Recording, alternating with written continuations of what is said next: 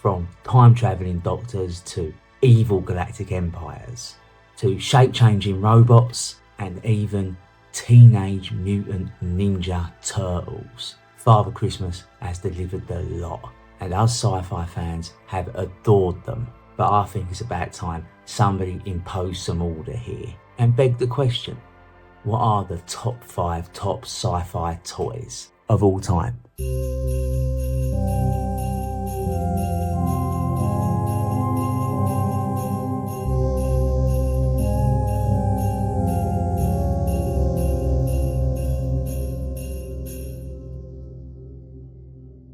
Now this channel is uniquely poised actually to answer this question.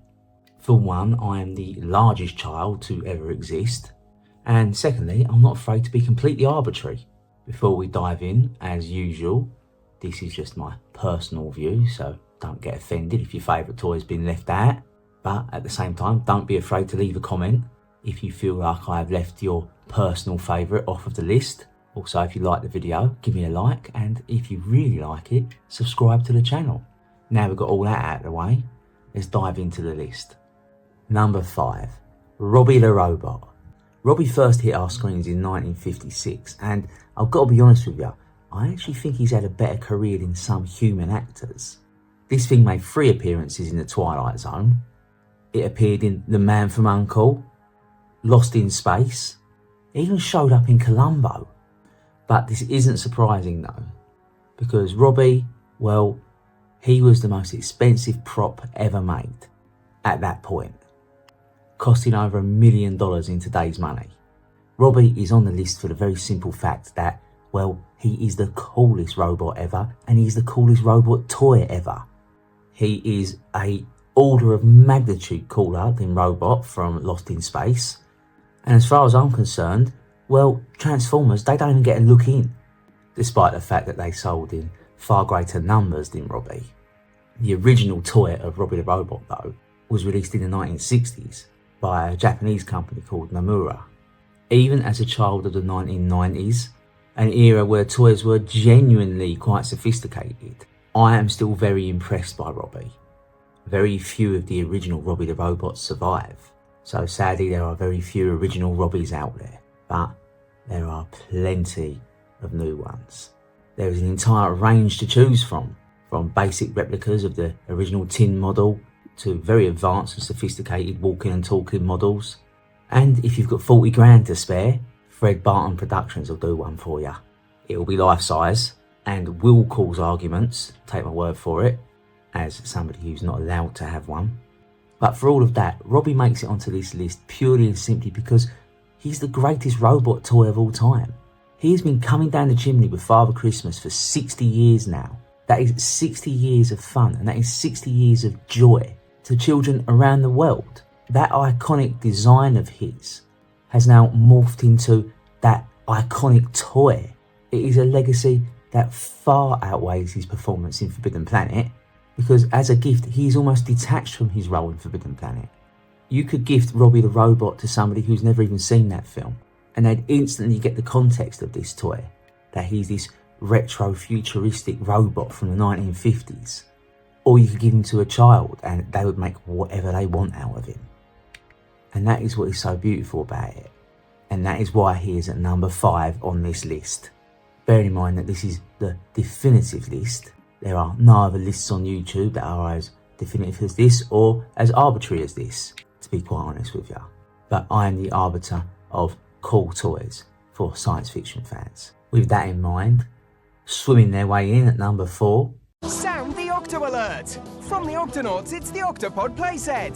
Octonauts to the launch bay. Quasi, Barnacle. Today's mission, save the trapped sea creatures. Complete the rescue. Just like in the Octonauts Undersea Adventures. Explore, rescue, protect. The Octopod playset from Fisher-Price. I have said this before and I will say it again. I think that 1, the Octonauts is probably the greatest children's programme of the past 20 years. 2, it is patently the only actual science fiction being made for children nowadays. And 3, it is possibly the most earnest and well-meaning television show ever created for children. But apart from that, the Octonauts has got a fantastic toy line. the Octonauts follows the adventures of the crew of the Octopod, comprising of Captain Barnacles, Quasi and Peso. They're the three main characters. There are other characters about them, but they're the three main guys. They travel the world's oceans and they explore, they rescue and they protect. It's been described as like Star Trek the original series meets Jacques Cousteau, and I think that's a very apt description of it. It's a program that contains lots of humour and lots of heart and some really good storytelling, combined with some brilliant gadgets and some awesome vehicles. And it's these vehicles that make up the majority of the toy line, because they have a vehicle or GUP for every adventure, whether it be the GUP K for when they're going on land, the GUP H, which is their helicopter, my personal favourite, the GUP X, an enormous tank-like GUP, the ability to separate off into different vehicles. And these are all hangared in the Octopod, a huge octopus-like submarine that traverses the world's oceans. And the Octopod itself is full of character. And this is done very deliberately, because they've been doing this since the advent of the Ninja Turtles toys. Because every toy, whether it be a play set or an action figure or something like that, has to have character. And as I say, these are full of character. And in a show like the Octonauts, this is doubly so as well, because the actual characters are great in it as well. For me though, they get onto this list for these reasons. Firstly, as I keep saying, they are full of character. Secondly, in an era where everything is massively expensive, the Octonauts are actually very good value for money. Thirdly, they are massively, and I mean massively, educational for children. Fourthly, well, they're like the only real science fiction being made for children nowadays. And that is really sad. The fifth reason is also a very, very sad reason, because everything else that is aimed at children nowadays, well, it's a rehash of stuff that I had when I was a child. This is possibly one of the most original things that children will watch nowadays. But given the fact that I am the world's largest child, the sole reason that it is at number 4 on this list is that all of the Octonaut toys, well, they double as bath toys. You can quite safely bring them into the bath without fear of breaking them, which revolutionises bath time, doesn't it? I have spent many an hour playing with my children and their Octonauts toys at bath time, and it is just unbridled joy. There is nothing more fun than staging a shark attack or making an iceberg out of bubbles. And the Octonauts toys facilitate all of that type of play. So that is why I have placed the Octonauts at number 4 on my list. So here we are, number 3, halfway through our list. I hope nobody has been disappointed so far. The last thing I need is to make it onto that naughty list. Our next entry though is a bit of an outlier, in the sense that I normally only mention this franchise on this channel in order to placate its vast fandom, who, as I've said before, are quite militant and deeply insecure, meaning normally if I do a top 5 list I have to mention these lot. But as I say, in this case, they're here on merit. Now, the universe has changed forever. The Star Wars Power of the Force collection. When Darth Vader and his stormtroopers attack, join Princess Leia, Luke Skywalker, and Han Solo. Escape in the mighty Millennium Falcon. Experience the real movie sounds of lightspeed. When Darth Vader's TIE fighters are on your tail, hear the force of the Falcon's turbo lasers. Can you blast Vader's TIE fighters to pieces? Never underestimate the power of the Force. The Star Wars Power of the Force collection, each sold separately from Kenner. I'm of course talking about Star Wars. But the trouble with a list of the greatest sci-fi toys and Star Wars is that, well, what Star Wars toy? So I include the whole lot of them, from Lego Star Wars to the Kenner action figures to Micro Machines and Hot Wheels, all the way through to video games. All Star Wars toys are excellent. So just in case you didn't know, when Star Wars first came out, Fox didn't exactly have that much faith in it. For them, their big sci-fi blockbuster hit of that year was meant to be Damnation Alley. The man who had unwavering faith in it, though, was the man himself, George Lucas. And as legend has it, George Lucas, well, he had the foresight to take a lower salary in exchange for sole ownership of any future merchandising.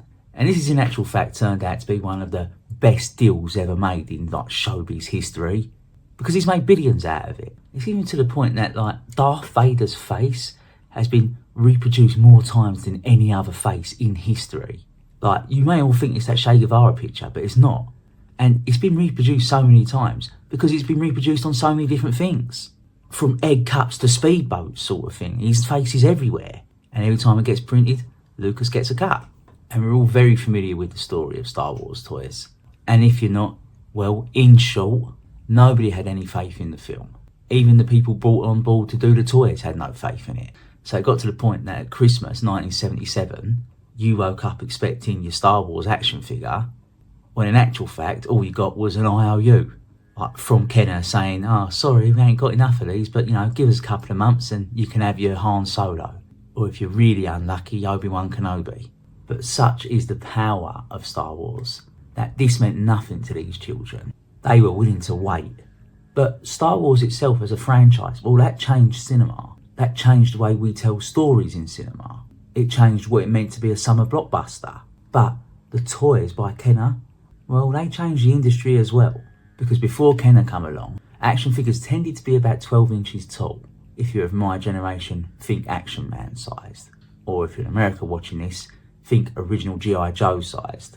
But Kenner worked out that, well, if you're going to make the dolls that size, there'd be no point making a range of vehicles to go with them. Because for starters, they'd be ruinously expensive, they'd be impractically large, and no parent would buy them for those reasons. So they shrunk the dolls down. The action figures that I grew up with, and judging by my statistics on this channel, you grew up with, they were all derived from the Star Wars figures because it changed the market for them. This size action figure and this size action figure only exist because of Star Wars, and they were a huge success.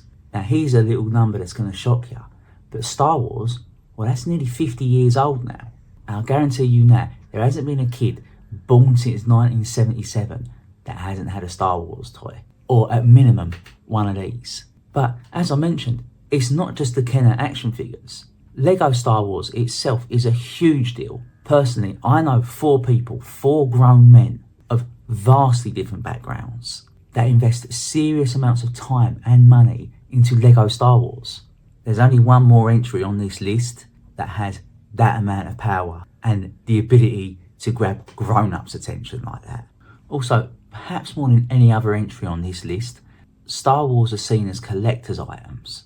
I once had a friend that sold his AT-AT that was still mint and still boxed and was first edition from the 80s to help pay for his wedding. So it's for all of this, the influence that it has on the toy making world, the impact it had on the actual children playing with it as kids, the 50-year longevity of it, the fact that to some people these things are actually worth more than their weight in gold, and to the millions of hours that are wasted every year making the fucking Lego kits of it.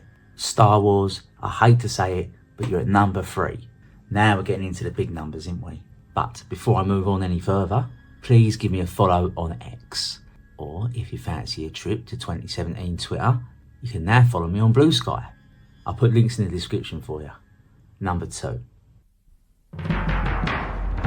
Hello, citizens of Europe. As spokesperson for SAPS, the Society Against PlayStation, I'd like to talk to you about a menace threatening humanity. It's happening right here, in our very homes, and corrupting the lives of our loved ones. Yes, friends, I'm talking about this. It may look like a harmless bagel toaster, but inside is a deadly donut. How do you know PlayStation is not a normal game system? This one's going to take some explaining. So, the Sony PlayStation started that life as a joint venture between Nintendo and Sony. It was actually meant to be an expansion pack for the, at the time, very successful SNES, Super Nintendo Entertainment System. And the project was pretty well advanced actually, when Nintendo infamously pulled the plug, thus leaving Sony feeling pretty humiliated. And let's have it right, pretty betrayed as well, because at that point the SNES was dominating in certain markets, particularly in the United States. And one of the reasons for its dominance was that, well, it sounded really good. And that sound come from a particular chip inside the console that was produced by Sony. So the idea of this joint venture seemed pretty natural to both parties. And it was only when Nintendo realised that, well, actually Sony was getting the better end of the bargain that they pulled the plug. But this provided the impetus for Sony. because the video game market at that point was still pretty burgeoning. These things were still seen as toys. So out of the ashes of this project came the Sony PlayStation, a fully fledged 32-bit console that completely dominated that generation of consoles. That's a massive achievement, given the fact that at the start of that console era, you only had Nintendo or Sega. This console drove Sega to extinction and forced Nintendo onto the ropes. This thing sold over 30 million units worldwide at a price of $200. But I can hear you pounding away on your keyboards now in the old comment section. British Sci-Fi. The Sony PlayStation isn't a sci-fi toy. As I said, this is going to take some careful explaining. So one of the first things you're shouting at me in the comment section is, haha, British Sci-Fi. There were plenty of science fiction games before the PlayStation, and you'd be quite right. I mean, who hasn't played Space Invaders? Who hasn't played Elite? Who hasn't played Star Fox? To name but a few. But the Sony PlayStation did something very different, and to be quite honest with you, even up to the 5th generation of this console now still does this. It was the 3D technology that it brought into your living room that enabled game developers to really stretch their legs and actually begin to tell the kind of stories in video game form that you'd only really seen on television and in film. So you combine that with the young person's ability to fully immerse themselves into this world, and you've got one of the greatest sci-fi toys ever, because it's alright watching Luke Skywalker. How much more fun is it to go and be Luke Skywalker for an hour or so to escape yourself? And PlayStation enabled that for the first time. It enabled the narrative style of gameplay that other previous consoles just couldn't match. And yes, it done it for every genre. I mean, let's have it right. Silent Hill, that's a horror game, but it's one of PlayStation's biggest sellers. The biggest selling game for the PS1 was Gran Turismo, that's a racing game. But the second biggest selling game on the PlayStation, that was out and out sci-fi. That was Final Fantasy VII, and there were plenty of other big hitters as well, from games that are really easy to remember like Metal Gear Solid, to more obscure games like G-Police and the Colony Wars series. This type of gaming combined with the science fiction genre is a match made in heaven. So yes, there had been science fiction gaming before this, but the technology that PlayStation brought into the mix enabled it to become that bit more immersive. And let me tell you something now, right? There'd probably be about 50% more decline and fall British sci-fi videos if I wasn't busy on a PS5. But more than this, I think that gaming in general has contributed to the decline and fall of British sci-fi more than anything else. Because all those people that would have been out there writing science fiction and producing science fiction, 9 times out of 10, well, they're all working in the gaming industry now, being forced to produce the latest FIFA title or the video game tie-in to the Barbie movie. For all those reasons, the PS1 makes it to number 2 on my list of top 5 top sci-fi toys. Before we land on number 1 though, I do need to reiterate to you that this is just my personal view, and you are welcome to disagree with me in the comment section. Just be gentle, I do bruise very easily. But I do want to give some honourable mentions as well.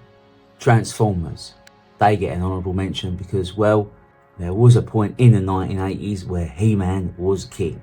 And as far as I'm concerned, the Transformers played a very valuable part in putting the whole fantasy genre back in its box, where it fucking well belongs. Obviously, Teenage Mutant Ninja Turtles deserve a mention as well. Unfortunately, there just wasn't enough space on this list for them because it's only a top 5. But they were a very influential toy range, and I had thousands of hours worth of fun with them. I certainly on this channel cannot forget the Eagle Transporter toy from Space 1999, or indeed many of the other Jerry Anderson toys that didn't make the list. Now that's done, we can start moving on, and we can finally reveal what is at number 1 on this list. And I'll say again, this is the definitive list. This list supersedes every other list of its kind, because what matters most now is the opinion of an insane Cockney hooligan.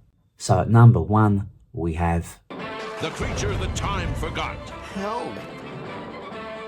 Brains is in deadly danger. Launch Thunderbirds. Opening pool. Thunderbird 1, FAD. Launching Thunderbird 1. Opening hangar. Thunderbird 2, ready for launch. It's eating everything in its path. Thunderbirds 1 and 2 to the rescue. In the nick of time. Monster captured.